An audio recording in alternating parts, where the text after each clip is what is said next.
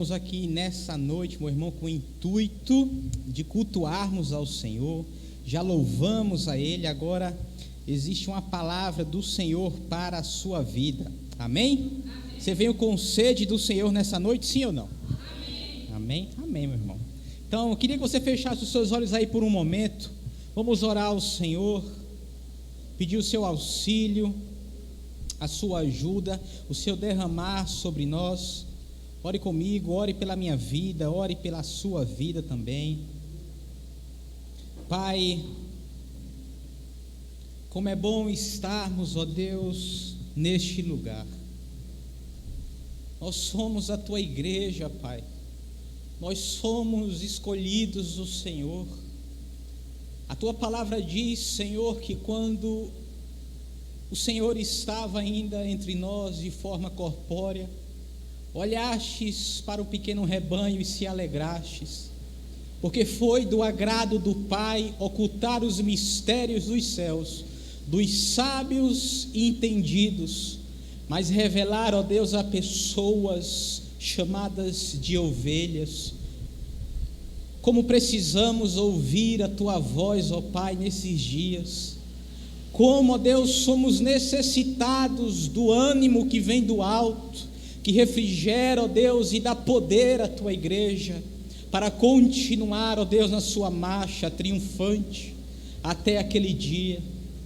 Meu Senhor, eu quero Te clamar, rogar a Ti por cada pessoa que está neste lugar, ó Deus, que nenhuma, ó Deus, fique de fora, Senhor, em nome de Jesus, mas que estejam com seus corações, ó Pai, aptos, ó Deus, para receber e ouvirem do Senhor. Ó Pai, que todo o intuito do inferno para roubar a palavra caia por terra em nome de Jesus, mas venha, ó Deus, frutificar, pois nós precisamos, ó Pai, nesses dias de terras boas, de terras, ó Pai, que recebam da Tua semente e frutifiquem, ó Deus, para que as suas vozes clamem, ó Pai, daquele que breve virá. Ó Pai, Tu sabes como está o coração de cada um que aqui entrou. Talvez alguns estejam, ó Deus, Te louvando, vivendo bênçãos e vitórias nas suas vidas. E talvez outros, ó Deus, estejam passando tempos de adversidades. Ó Pai, Tu és conhecedor de cada vida neste lugar. Ó Deus, de forma poderosa, ministra-nos, Senhor. Nós precisamos, ó Deus, da Tua voz, da Tua palavra, Deus. Somos necessitados do Teu Espírito. Espírito Santo,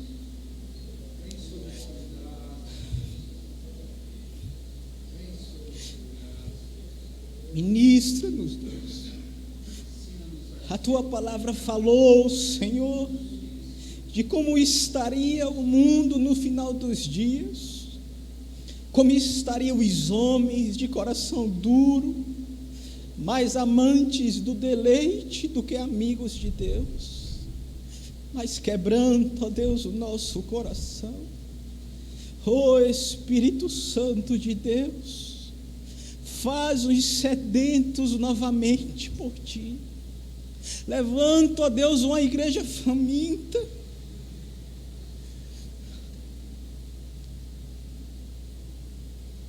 Aleluia. Levanta, ó Deus, uma igreja sedenta, Pai, que não está embaraçada com este mundo, mas anseia ardentemente a Tua volta. Livra-nos do engano, Senhor, e nos coloque sobre a rocha inabalável, que é o Teu Filho que por nós se entregou. Faz o que somente Tu podes fazer, Espírito. Tu tens o total controle e o monopólio deste lugar. Nós somos Teus, nós somos a Tua noiva, nós somos os Teus filhos, resgatados pelo sangue do Cordeiro. Nós somos Teus, Senhor, então faz o que Te apraz, em nome de Jesus. Amém. Amém, meus irmãos. Louvado seja o nome do Senhor.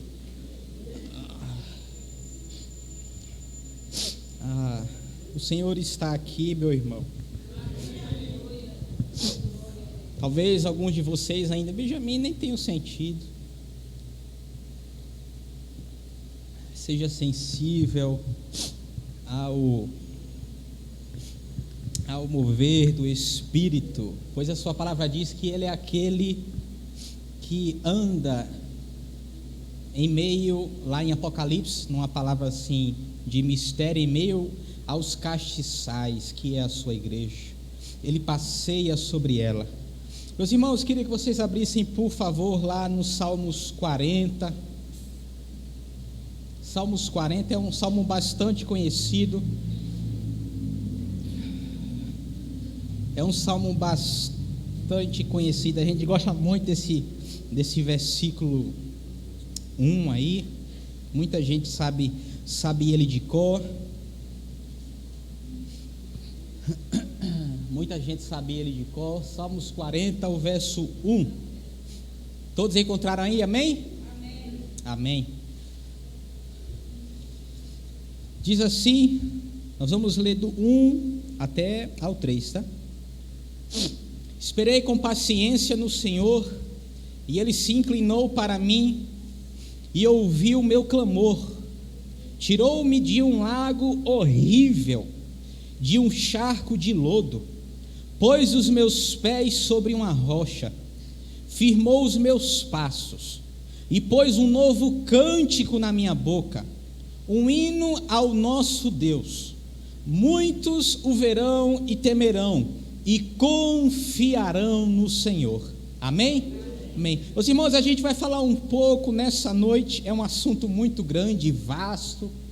A gente poderia tirar desse assunto vários tópicos para aplicar sobre a nossa vida, mas a gente vai citar aqui algumas coisas. Claro que além dessas existem muitas outras, mas a gente vai falar um pouco como vencermos as adversidades na nossa vida.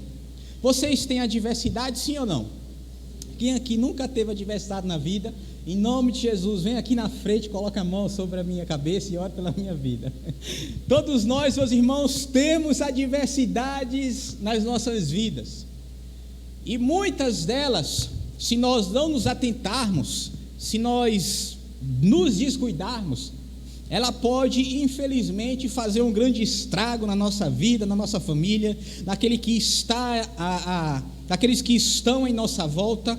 Mas para que vocês entendam o que é definido como adversidade, tá?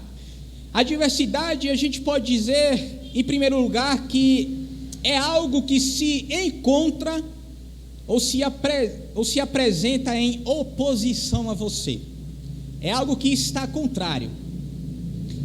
A gente costuma dizer que a adversidade, ela vem para nos impulsionar, né? De acordo com a nossa atitude em relação à adversidade, nós podemos sair melhor dela. Mas a princípio, a adversidade não vem para te fazer melhor. Ela vem para se opor à sua vida. Ela vem para se opor aos seus planos. A adversidade, ela vem com uma única razão: para te derrubar. Que é isso que a gente vê aqui na segunda definição dela. A adversidade, ela vem com o intuito de trazer oposição, para que traga derrota e infortúnios prejudiciais para a tua vida. Há dois tipos de pessoas hoje aqui na terra. Tem aquelas que vê um problema, e aquele ditado bem famoso que a gente conhece: faz uma tempestade num copo d'água. Ou seja, um problema que dá para ser resolvido ali de maneira calma, tranquila, mas fica muito azogado e aumenta um problema a uma proporção que não é real. E infelizmente acontecem muitas coisas erradas a partir daí. Mas tem outro grupo de pessoas, espero não tê-las aqui, que tem problemas a serem resolvidos, que estão com verdadeiras adversidades sobre a sua vida, mas elas não ligam, estão nem aí, não trazem uma resolução para o seu problema. O casamento está com problema. Ah, isso passa. Meu filho está com problema. Ah, isso passa. Estou com problema financeiro. Ah, isso passa. Estou citando apenas esses como exemplo, mas vários outros problemas.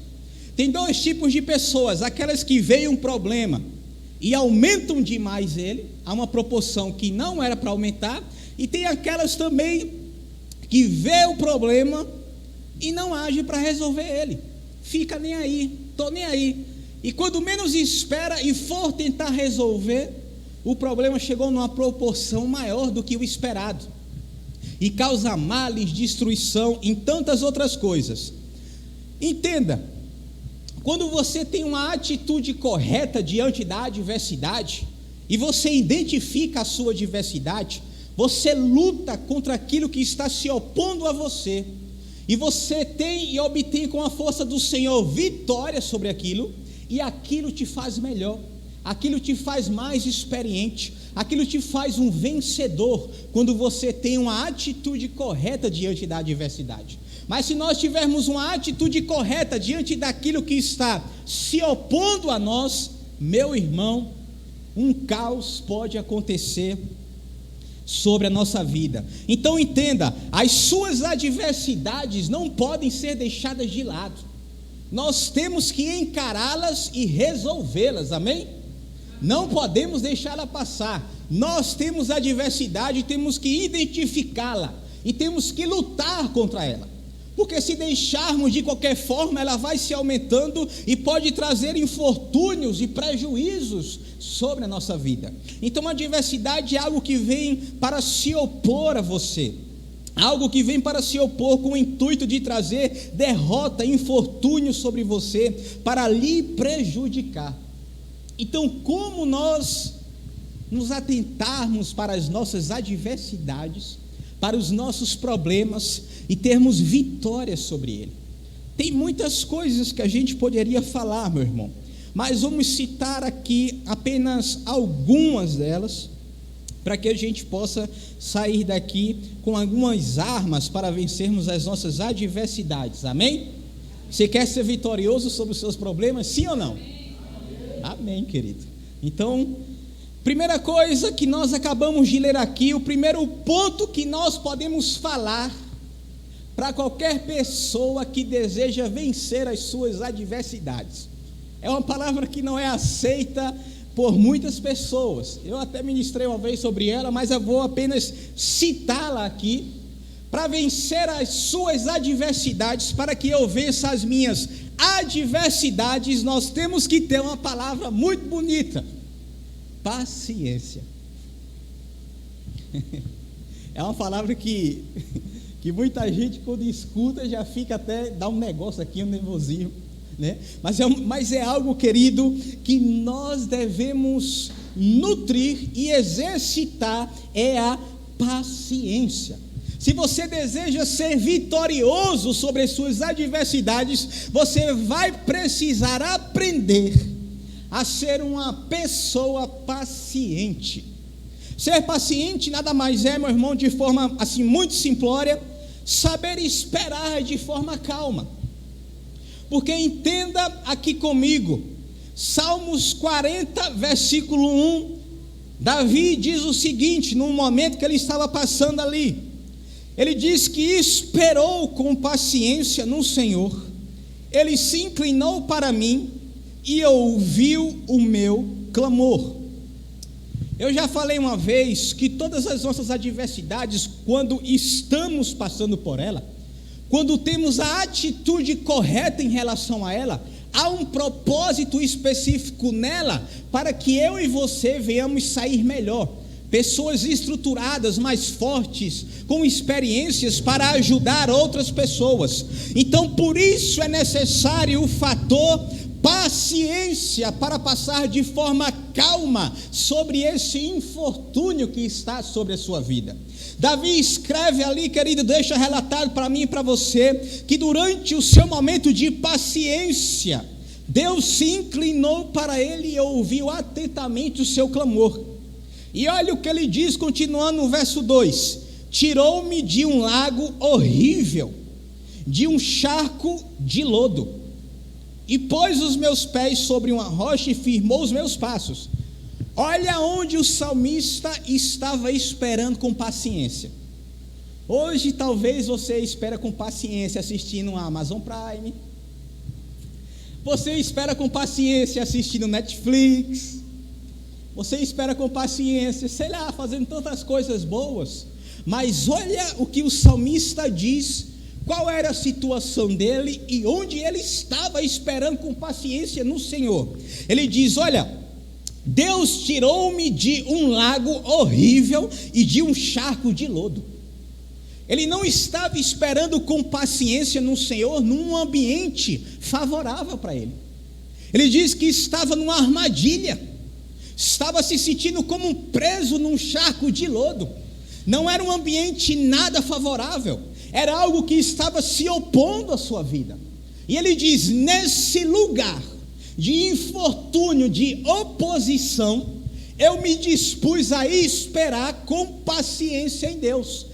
E ele neste lugar me ouviu, me atendeu, e não só me ouviu nem me atendeu, mas ele me tirou de um lugar de instabilidade, que era um charco de lodo, de um lugar horrível, e pôs os meus pés sobre uma rocha e firmou os meus passos. Mas entenda, lugar de ter paciência não é na bonança, lugar de ter paciência é na adversidade mesmo. É na adversidade que a gente precisa exercer esse negócio complicado de paciência. É mais ou menos isso que o salmista está falando. Estava num lugar horrível, um lugar que estava o levando às prisões, um charco de lodo. Ele disse: neste lugar eu exerci a paciência, e o Senhor me ouviu, e os meus pés antes, quando estavam instáveis, agora Deus os colocou sobre uma rocha e firmou os meus passos. Então olha aqui o resultado da paciência para aqueles que exercem. Se você estiver num lugar como um salmista, que tenta prender você, que tenta, meu irmão, te colocar em armadilhas, é neste lugar o lugar propício de exercer a paciência, para que Deus possa cumprir o seu propósito e vir de forma poderosa sobre a tua vida. Para que você que talvez esteja num lugar de instabilidade, saia desse lugar e Deus te coloque para andar com passos firmes sobre uma rocha. E qual a consequência de termos e esperarmos pacientemente em Deus? Ele diz aqui que Deus o tirou deste lugar, pôs um novo cântico na sua boca, um hino para que Deus fosse glorificado. Mas olhe atentamente aqui para algo que você deve entender. Em meio às adversidades da vida, meu irmão, não adianta ser uma pessoa afobada. Você sabe o que é uma pessoa afobada? Quem aqui já disse com o seu filho: deixa de ser afobado, menino? Né? As mães dizem muito isso, né? Deixa de que menino afobado, é aquele menino que não espera, corre. Isabela é assim, Isabela não espera, ela pede água. Água, mamãe, coisa de criança, querido. Água, papai, já vai. Água, papai, água, papai, eu já vai, menino, eu vou dar água. Água, papai, aí começa a chorar. Ela quer água na hora. Coisas de pessoas impacientes a gente até entende numa criança, mas um adulto tem que ser maduro, tem que exercer a paciência. Por quê, meu irmão? Porque em meio às adversidades não adianta ser uma pessoa afobada, porque a afobação vai gerar precipitação. Ser precipitado é agir antes da hora, e a precipitação causará perturbação, que consequentemente se transformará em destruição. Uma pessoa impaciente logo é uma pessoa afobada, precipitada. A precipitação, meu irmão, causa perturbação, que termina em destruição. É o ato de nós estragarmos aquilo que Deus iria fazer. A gente sai na frente daquele ditado: coloca as carroças, como é mesmo? As carroças em frente do cavalo, é? As carroças em frente do burro, um negócio assim, né? É quando a gente troca os valores, inverte tudo, a gente não espera o agir do Senhor, e nós nos tornamos pessoas afobadas. Isso nos faz ser precipitados, estragamos tudo, a gente fica perturbado e infelizmente por causa da impaciência, não alcançamos e não vencemos as nossas adversidades. Então, meu irmão, algo que você precisa entender, que é necessário esperar com paciência no Senhor. E a paciência deve ser exercida num lugar de adversidade, como estava acontecendo aqui com o salmista, num lago horrível e num charco de lodo. E em meio a essa adversidade, entenda como o salmista aqui nos ensina, que ele espera com paciência no Senhor. Deus se inclina para ouvir o seu clamor. A adversidade não é lugar de crente ficar calado, é lugar de crente clamar. O salmista diz que Deus se inclinou porque ouviu o seu clamor. Então, um ponto que você precisa entender, nos meios das adversidades da sua vida, mesmo que exercendo a paciência, não se cale, incomode os ouvidos de Deus, como aquela parábola que Jesus diz do amigo importuno: bata na porta insistentemente. Deus me tira desse lugar, Deus me tira desse lago horrível, desse charco de lodo que está me prendendo. Clame, meu irmão, que para Deus se inclinar para você, precisa ouvir clamor da tua parte. Então a paciência, porque muitas pessoas entendem: não, eu sou paciente, não vou orar. Não é isso não, irmão. Paciência é você, o pau está quebrando, e você de forma calma está esperando no Senhor. Mas quando chega em casa, que tranca a porta do quarto, ali é o lugar do mistério, meu irmão. Aqui a gente se compõe, né? Tem alguns que aqui mesmo eu sou meio tímido, meu irmão. Aqui eu tento me compor, né? Oh, glória, choro de vez em quando, mas tento me compor. Estou esperando com paciência no Senhor, mas quando eu estou ali, eu e Deus sozinho, eu me jogo. Meu Deus, choro, eu clamo. Então, no lugar, exercendo a paciência, não te impede de clamar. Clame, grite aos ouvidos de Deus e diz: Deus, tira-me deste momento, ajuda-me a vencer a minha adversidade. E Deus, meu irmão, exercendo a paciência, quando você, e essa paciência tiver a sua obra perfeita, cumprida sobre você, Deus irá te tirar desse lugar. E vai fazer como fez com o salmista: colocar os teus pés sobre uma rocha, para que você fique firme. E algo mais que Deus faz, meu irmão, Ele vai colocar um cântico na tua boca, um hino para que você louve e engrandeça. E o mais maravilhoso é que muitos vão ver aquilo que Deus tem feito na sua vida, e através da obra que Deus faz em você, eles confiarão no Senhor. Deus te tornará um testemunho vivo daquilo que Ele é capaz de fazer. É isso que o salmista disse: eu estava num lugar horrível, de um charco de lodo, mas eu esperei com paciência no Senhor. Ele me ouviu o meu clamor, colocou os meus pés sobre a rocha, e quando Ele fez isso, eu cantei. Ele colocou um hino de louvor a Ele. E não só isso, me tornei também como testemunha para aqueles que estão à volta, para que eles temam e glorifiquem a Deus pelo que Ele fará na tua vida. Mas tudo começa onde? Na paciência.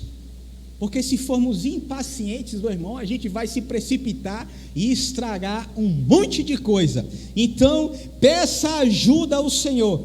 Então, um estágio aqui da paciência, como a gente já acabou de ver, Deus se inclinará para você, ouvirá o seu clamor, irá te tirar do momento desfavorável, te colocará no lugar de vitória e te fará de testemunho para que o nome dele seja glorificado. Eu não sei em qual estágio você está, mas aguenta firme, porque isso se cumpre, meu irmão, isso se cumpre. Quando a gente espera no Senhor, Deus faz coisas maravilhosas, Deus faz coisas, meu irmão, grandiosas na sua vida. Então, como sair e como vencer as suas adversidades? Primeiro a gente falou aqui, ser uma pessoa paciente.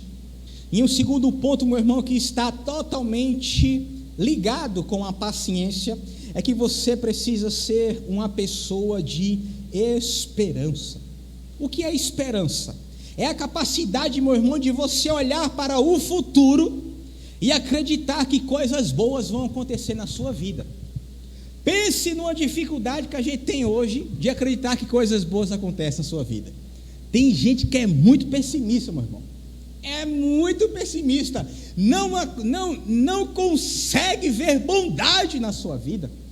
E algo que você precisa, meu irmão, para vencer os momentos de adversidade é você acreditar que coisas boas vão acontecer na sua vida. Você acredita nisso, meu irmão? Que existe uma porção de Deus para a tua vida, sim ou não?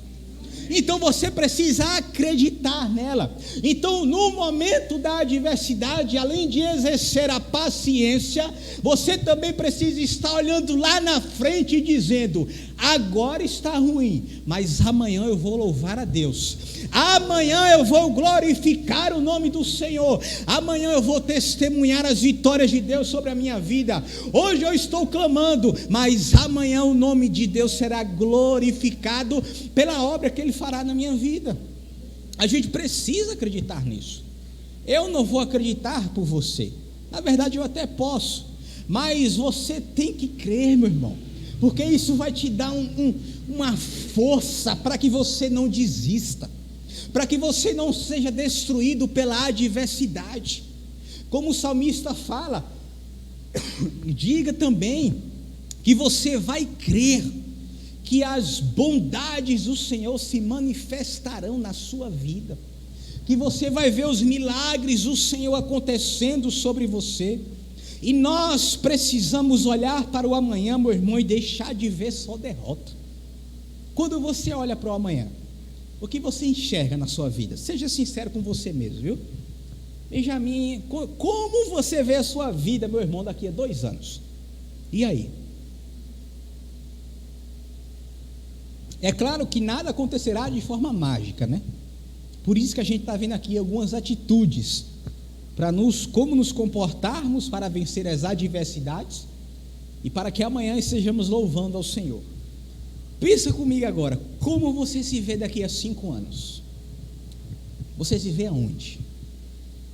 Você se vê destruído, derrotado, pobre, devendo, nome no Serasa, no SPC, cheque pré-datado? Ou você se vê com a conta boa, ajudando outros irmãos, sendo bênção na vida de outros? Como você vê seu casamento? Acabar, destruído. Talvez você vai estar até separado, você se vê, está separado daqui a 5 anos, eu estou separado. Talvez até com outra mulher, com outro homem. Ou você vê o seu casamento frutificando, os seus filhos assentados à volta da sua mesa e a sua casa sendo uma bênção. Como você enxerga o amanhã na sua vida, meu irmão? Isso é importante, porque Deus nos deu essa capacidade de termos esperança, e na verdade ela faz parte dos fundamentos, que Paulo diz: agora permanece a fé, a esperança e o amor. Mas o maior desse é o amor. Paulo diz: mas olha onde ela está ali no tripé fundamental para mim e para a sua vida. Então creia, tenha esperança, meu irmão. Se os teus olhos forem maus, todo o teu corpo será mau. Não está falando de vista natural, mas aquilo que você enxerga do amanhã. Mas se os seus olhos forem bons, todo o teu corpo terá luz, você terá ânimo para vencer, para lutar, para acreditar e ver as bondades do Senhor sobre a sua vida. Para aqueles que já passaram por uma adversidade, você tem algo hoje que você estava lutando lá atrás para ter, e lá atrás não acreditava que ia ter e hoje tem? Já aconteceu isso com você? Você tem algo hoje que lá atrás você não acreditava que ia ter, mas hoje você tem por causa da misericórdia de Deus. Então usa disso como exemplo de que Deus pode fazer. Talvez você esteja olhando para algo e dizendo: não consigo, mas lá na frente, daqui uns anos ou uns dias, você vai estar com isso que agora não acredita, e você vai dizer: rapaz, não é que Deus fez mesmo? Não é que Deus operou mesmo? Então, meu irmão, creia, acredita. Eu já canto, meu irmão, eu nem tenho ainda, mas eu fico celebrando já. Eu já canto. Então, alegre-se. O salmista, no verso 42, 11, ele diz o seguinte: por que está abatida a minha alma, e por que te perturbas dentro de mim? Espera em Deus, pois logo nós vamos morrer. É isso que está aí? Ele diz: espera em Deus, por quê? Porque ainda o louvarei. O salmista estava dizendo: minha alma está abatida e angustiada, mas nós vamos esperar, porque no futuro eu vejo os meus lábios se abrindo em louvor ao Senhor. Ele não estava vendo morte, tragédia, ele estava dizendo: eu irei cantar a Deus.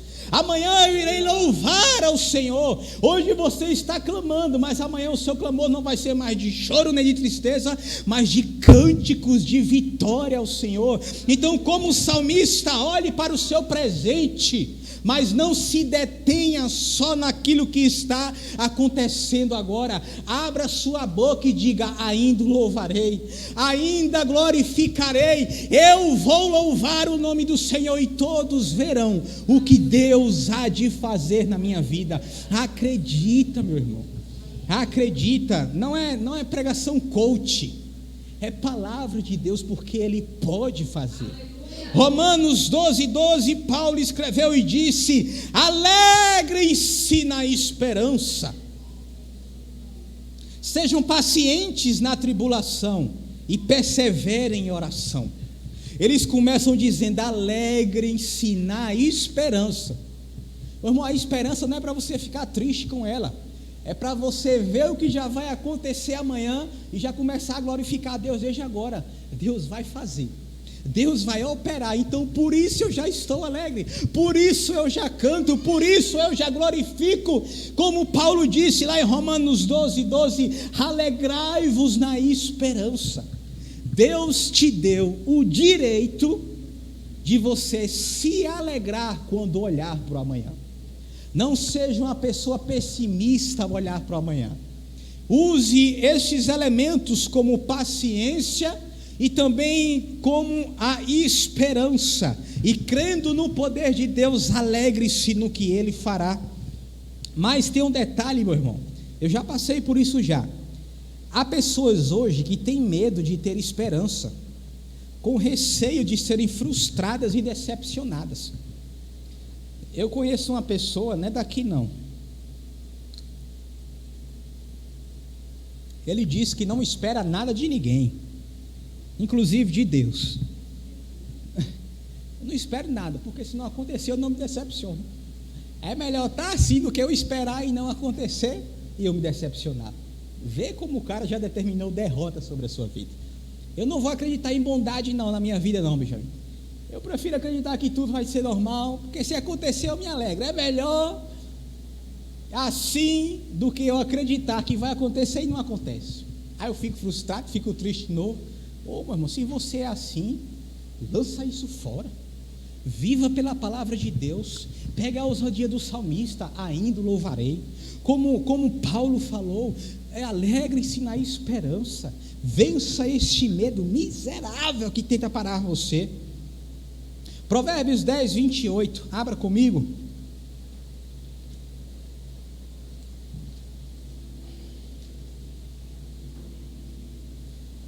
Ainda sobre essa esperança. Provérbios 10, 28. Desculpa, meus irmãos, uma tossezinha aqui. Amém? Diz assim, Provérbios 10, 28. A esperança do justo é o quê? Tristeza? Tá como ainda de vocês? Como? Alegria. Então tá igual caminha. A esperança do justo é alegria, mas a expectação ou a esperança dos ímpios perecerá.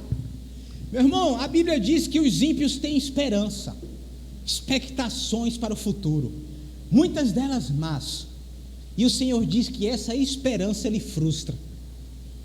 Essa esperança ele faz se acabar, ele confunde os inimigos. Essa esperança o Senhor faz cair por terra, pois essa esperança, essa expectação dos perversos perecerá. Mas ele diz que a esperança do justo é alegria. A esperança do justo se transformará em alegria, em gozo, em glórias ao nome do Senhor. Então não seja como um ímpio, ou ao menos acredite como ele em expectações que se frustram, mas a sua esperança, a Bíblia diz, ela será a alegria. A sua esperança, a esperança dos justos é alegria, é gozo, não é tristeza, não é morte, mas é alegria. Saia daqui nessa noite disposto a acreditar nas bonanças do Senhor sobre você. Eu não sei o que você vê amanhã na sua vida, mas saia daqui hoje paciente, mas também esperançoso, que essa situação e essa adversidade vai mudar, querido. Ela vai mudar. Um terceiro ponto, meu irmão, que nós podemos falar aqui. Abram comigo lá em Salmos, por favor.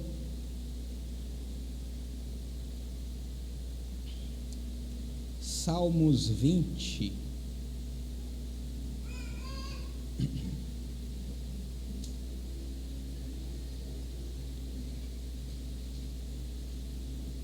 Salmos 20 e o verso 7, tá?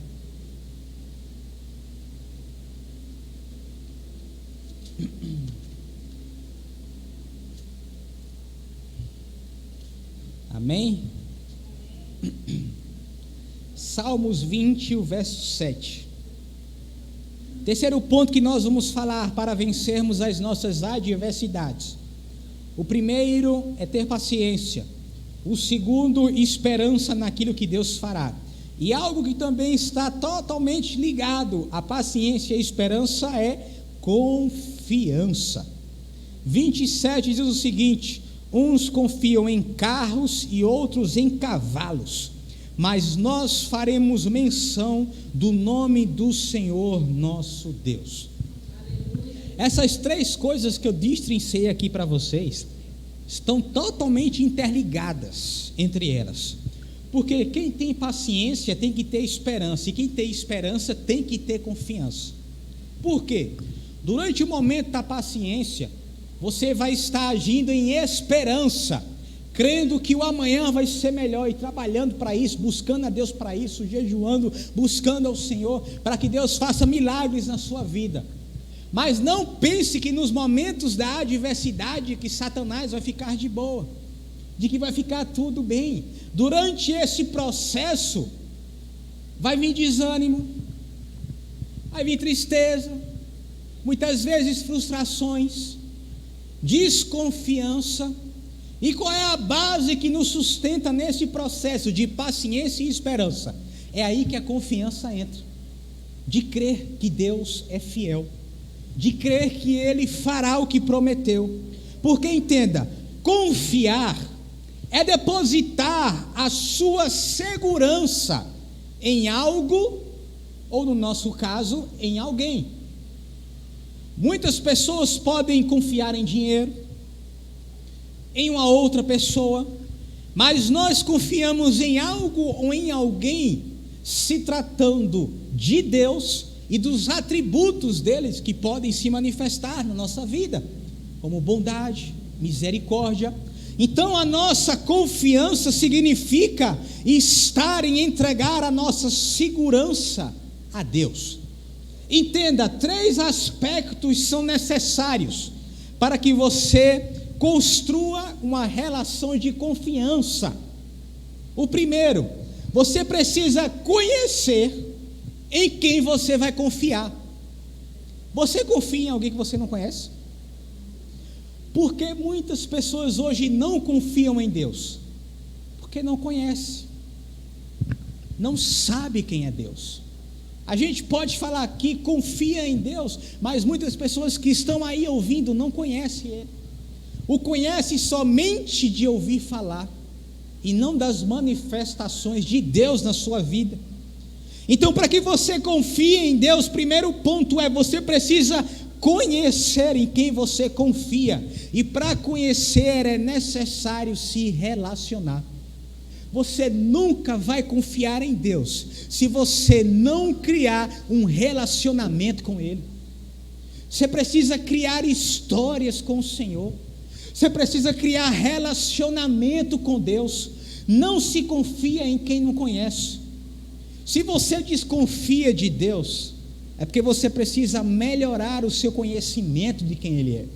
E isso não vai partir dele, mas é você que precisa construir, buscá-lo, porque Deus já está apto para te receber. Então, esses aspectos são necessários para estabelecer confiança. Você precisa conhecer em quem você confia, porque logo, ninguém casa em alguém que não confia. Você casaria com alguém que você não confia? Você compartilharia uma sociedade ou entregaria um cargo ou um ministério, sei lá, alguém que você não confia? Para ter confiança é necessário se relacionar. Segundo ponto, para estabelecer um relacionamento de confiança, você precisa ter experiências em situações para identificar que a confiança depositada foi demonstrada como verdadeira. Inicialmente você constrói um relacionamento, deposita a confiança naquela pessoa.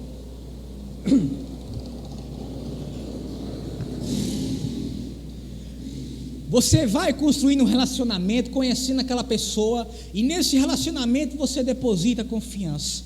Você começa a construir algo. E quando é que essa confiança vai ser estabelecida, firmada de verdade? É quando, na hora que você precisar, ela é concretizada.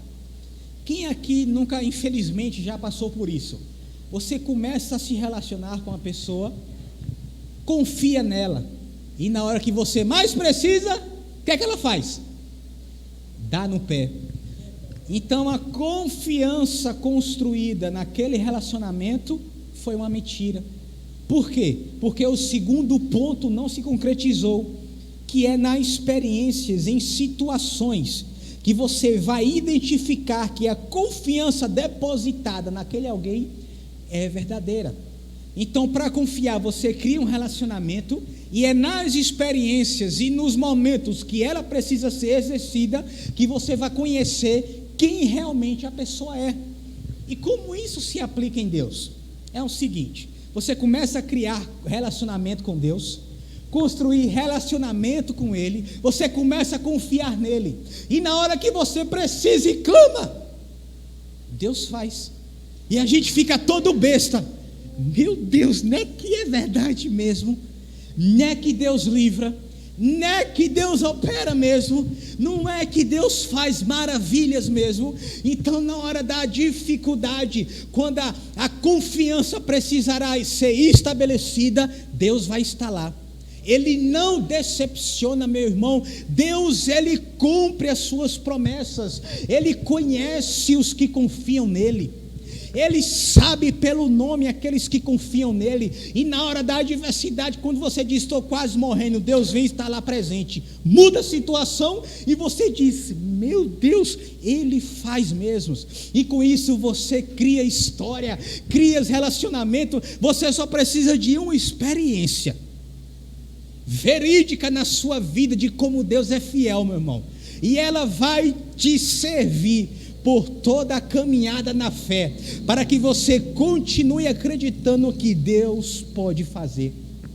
Terceiro ponto, e o último, para se estabelecer confiança, é que depois de conhecer e ver que realmente é fiel aquela pessoa em quem você confia, que é Deus, o terceiro ponto, a responsabilidade de ambas as partes em nutrir e construir um relacionamento de confiança. Porque primeiro você conhece, deposita confiança. Na hora da adversidade você vê que realmente como Deus é fiel, como Ele opera. E o terceiro ponto, quando Ele operar, não é para jogar tudo, é para nutrir e continuar construindo um relacionamento de confiança. Esses três aspectos também podem se dar entre pessoas para pessoas, não só entre nós para com Deus, porque precisamos construir um relacionamento, vermos que na hora da adversidade realmente aquela pessoa é uma pessoa fiel, e terceiro, tem responsabilidades de ambas as partes. A nossa, no caso de Deus, é buscá-lo, estar em santidade, crendo, orando, construindo, perseverando na seara, e Deus fará a sua parte, de acordo com aquilo que está escrito na sua palavra. Então aqui uma aula para você confiar em alguém, tá? Todo mundo está entendendo até aqui? Amém. Benjamin, tá bom, por que tu falou isso tudinho?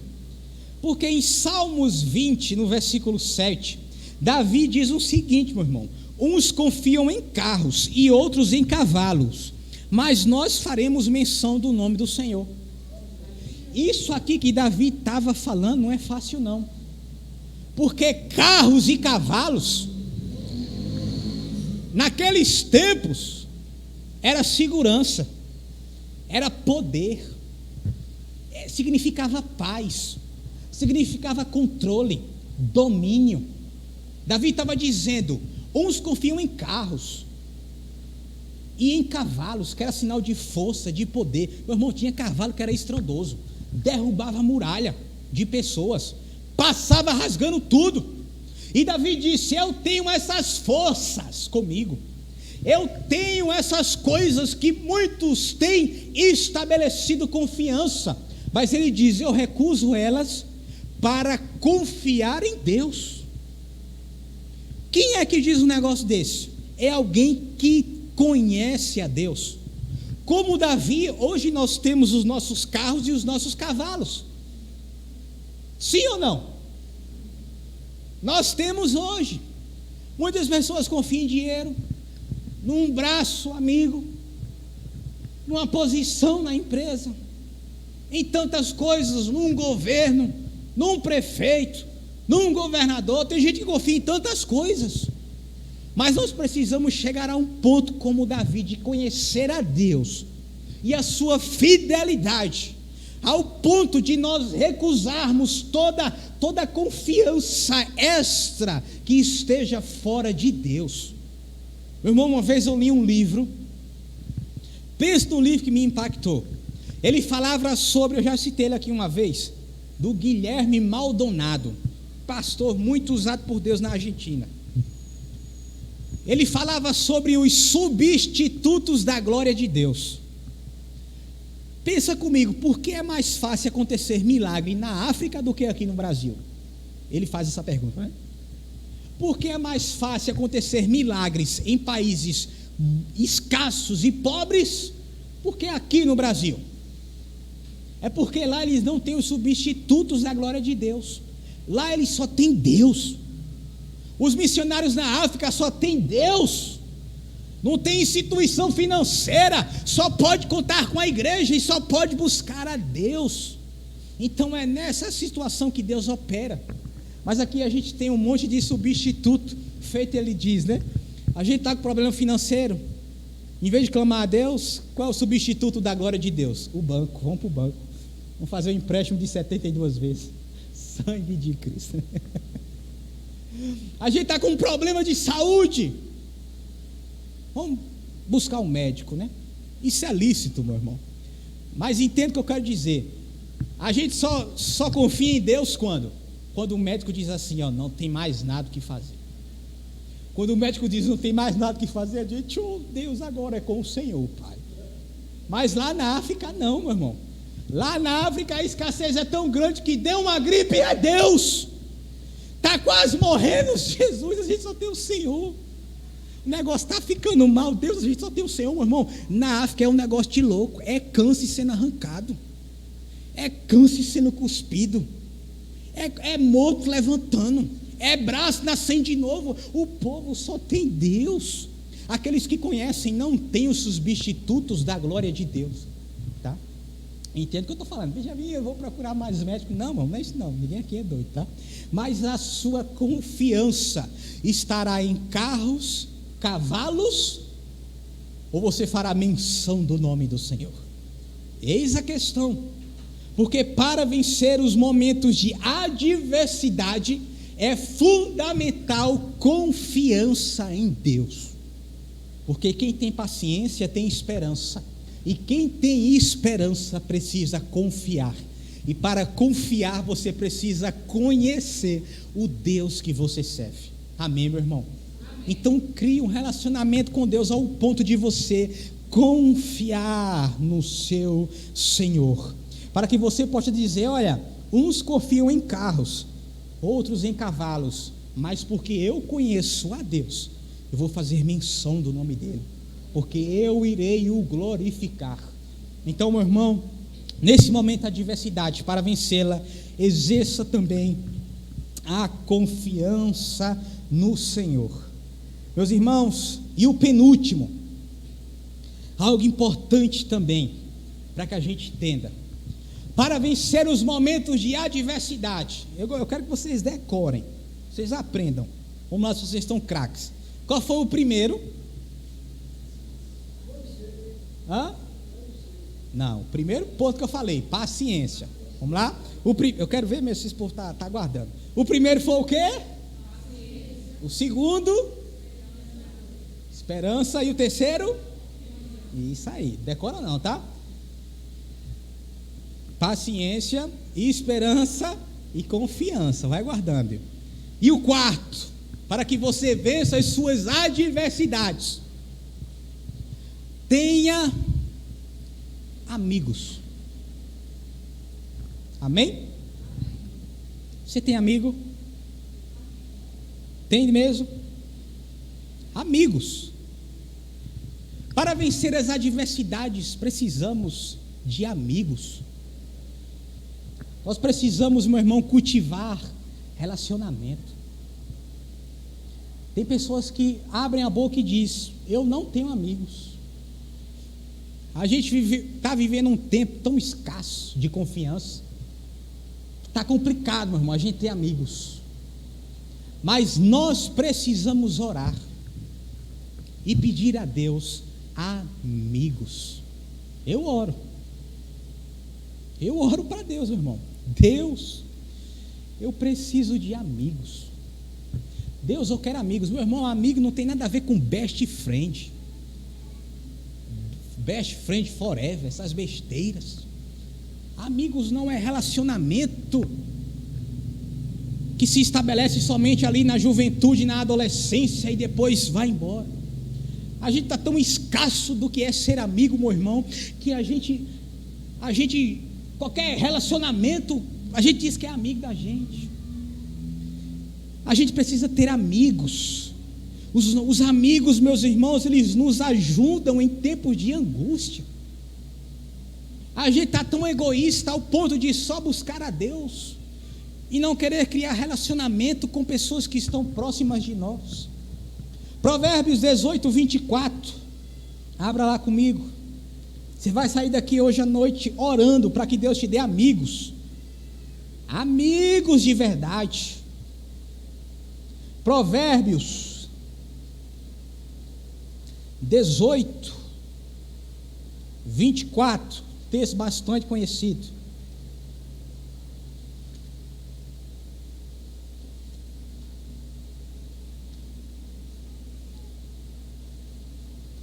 Meus irmãos,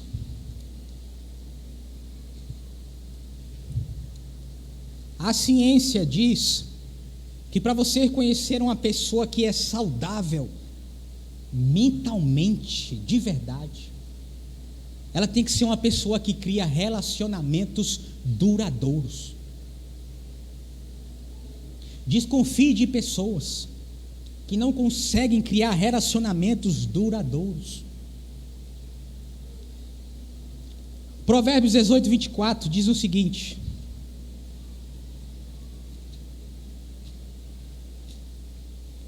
encontraram aí? O homem que tem muitos amigos pode congratular-se, mas há amigo mais chegado do que um irmão. Entenda comigo esse texto. Em sua palavra original, essa palavra congratular-se, ela está se referindo ao homem que pode chegar à ruína ou ser arruinado de forma fácil. Porque ele diz aqui: o homem que tem muitos amigos pode congratular-se, ou seja, o homem que tem muitos amigos pode chegar a ser arruinado. Porque Salomão estava referindo-se a isso. Porque Salomão estava, meu irmão, querendo passar para mim e para você algo. Um homem que acha ter muitos amigos é um homem que pode ser facilmente enganado, porque ele é um homem que não tem critério em relacionamento. É um homem que confia e abre o seu espaço vital e íntimo para muitos. Um homem que é facilmente enganado pela sua ingenuidade. Salomão diz: olha, um homem que diz ter muitos amigos, ele pode chegar à ruína, porque amigos não é aos montes. Nós precisamos ser criteriosos no nosso relacionamento. Não poderemos ser enganados pela nossa ingenuidade em pensar que nós podemos confiar em todo mundo. Ele diz: o homem que diz ter muitos amigos é um homem que facilmente pode chegar à ruína, porque vai abrir seu espaço vital, a sua intimidade para todo mundo, e facilmente vai ser traído. Mas ele resume a amizade a um amigo verdadeiro na forma singular. E ele diz: mas existe amigo. Entenda que no início ele fala amigos. O homem que diz ter muitos amigos é um homem que pode congratular-se na sua originalidade e ser arruinado. Mas o homem, e ele diz: mas existe agora não mais amigos no plural, mas amigo. É algo difícil de encontrar, meu irmão. Mas existe amigo que é mais apegado que um irmão. Eu gosto da tradução que diz: mas um verdadeiro amigo é mais chegado que um irmão. Você tem amigos? Amigo? Você tem amigo, meu irmão? Olhe ao seu redor e veja se você tem amigo. Nós precisamos de amigo, meu irmão, para vencer as nossas adversidades. Deus nos criou para sermos seres relacionáveis. E um amigo, meu irmão, ele nos ajuda em tempos de angústia. Ele não nos vira as costas, ele não nos trai, ele está conosco em qualquer momento. A gente está muito aquém do que é ser um amigo. Nós precisamos orar a Deus para que Deus nos dê amigos, e não só dar, mas sermos amigo para alguém. 2 Timóteo 1,16, meu irmão, Paulo escreve e diz o seguinte: olha o que Paulo diz: o Senhor conceda misericórdia à casa de Onesíforo, porque muitas vezes me recriou e não se envergonhou das minhas cadeias. Antes, vindo ele a Roma, com muito cuidado me procurou e me achou. O Senhor lhe conceda que naquele dia ache misericórdia diante do Senhor. E quanto me ajudou em Éfeso Timóteo, melhor sabes tu. Olha quem Paulo cita, um homem chamado Onesíforo. Paulo diz: olha, Onesíforo, ele diz que Onesíforo fazia Paulo feliz. Paulo diz que Onesíforo recreava ele. E Paulo diz que Onesíforo, meu irmão, recreava ele, e diz que ele foi um amigo que não se envergonhou quando Paulo estava preso. Ele diz: olha, não, ele não se envergonhou das minhas cadeias. Aqui diz que ele foi a Roma e com muito cuidado, de forma delicada, procurando atentamente, achou Paulo. Paulo não estava num momento de abastança financeira. Paulo não estava num momento de riquezas, de bonança. Paulo estava preso. Mas Paulo tinha um amigo chamado Onesíforo, que mesmo em meio às suas cadeias, Onesíforo foi lá para fazer Paulo feliz. Olha que amizade, meu irmão. Se você fosse preso por causa de Jesus, você tinha amigos para visitar você na cadeia? Sim ou não? Se você estivesse passando por um momento de tribulação como Paulo estava passando, você tinha Onesífaros na sua vida para ir lá te fazer feliz, te fazer contente. Que amizade linda, meu irmão. O homem estava preso, mas Onesíforo foi até lá e disse: Paulo, eu estou aqui, eu não me envergonho das tuas cadeias. E só para a gente entender aqui, nos textos aqui antes, em 1 Timóteo, eu não coloquei aqui, mas só abrir aqui para vocês, no verso 16,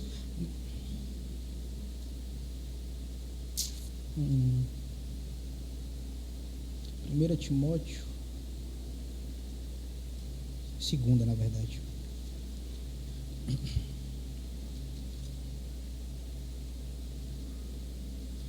Aqui, ó, 2 Timóteo 1,16. Antes ele falar de Onesíforo, no verso 15, Paulo diz assim: bem sabes isso, Timóteo, que o que estão na Ásia, todos se apartaram de mim.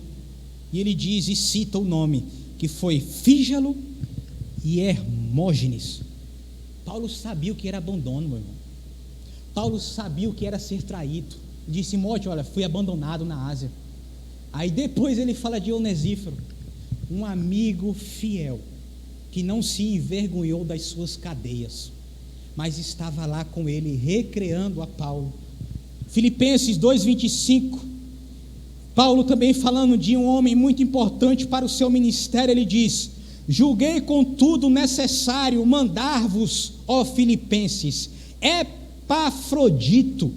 Olha o que ele fala desse cara, Epafrodito, meu irmão, cooperador e companheiro nos combates, e vosso enviado para prover as minhas necessidades.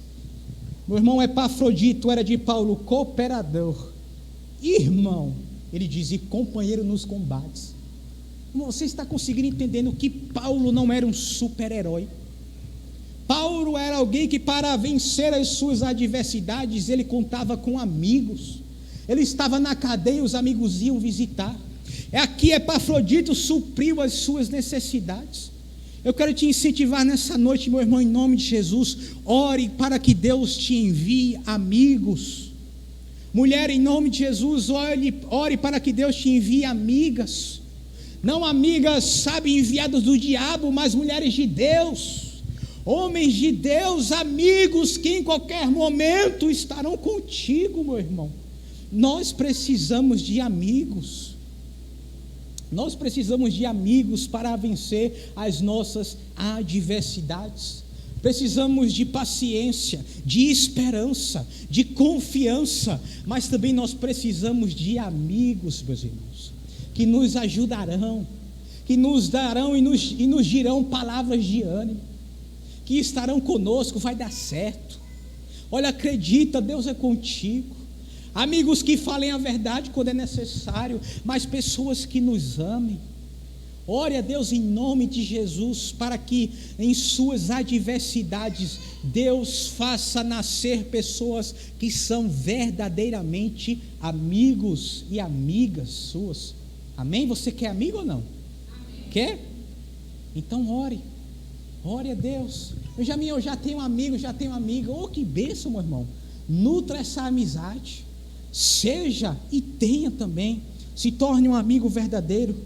Teríamos outras coisas para falar, mas para encerrarmos, vou perguntar novamente: você quer vencer as suas adversidades? Amém? Amém? Então, tenha paciência, tenha esperança, confiança e, por último, tenha amigos. Tenha amigos, meu irmão. Ah, Benjamin, Jesus é meu amigo. Ah, meu irmão, não estou falando disso. Jesus é um amigo, mas eu estou falando de pessoas aqui, corpo a corpo com você. Benjamin, Deus é meu amigo. Eu estou falando de pessoas. Crie amigos, meu irmão. Deus não nos chamou para viver numa bolha isolada. Crie amigos, construa, ore a Deus. É um negócio difícil, não é fácil não. Ore a Deus, Deus me manda amigos, Senhor. Amigos, Pai, feche os seus olhos por um momento, em nome de Jesus, meu irmão.